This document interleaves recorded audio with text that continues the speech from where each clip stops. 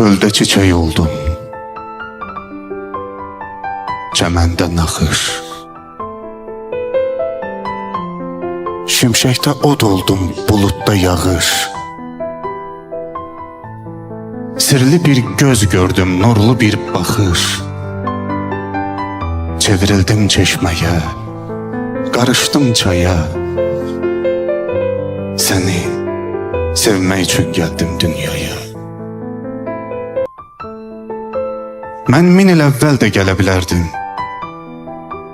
1000 ildən sonra da ölə bilərdim. Zamanı başqa cür hesablayardım, vaxtı başqa cürə bölə bilərdim.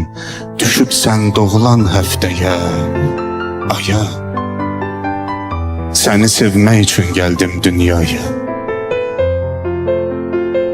Səsini eşitdim, səsdən səs aldım.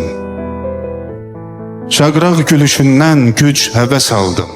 Sən nəfəsim oldun, mən nəfəs aldım. Muştuluq verdilər günəşə, aya, səni sevmək üçün gəldim dünyaya.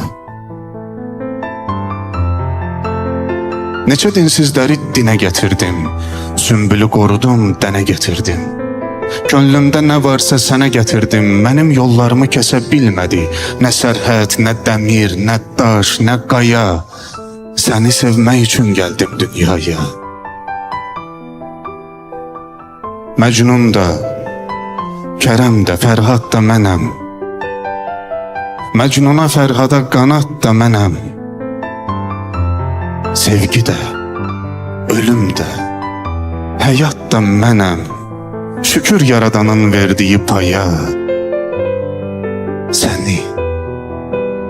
Səni sevmək üçün gəldim dünyaya. Səni sevmək üçün gəldim dünyaya.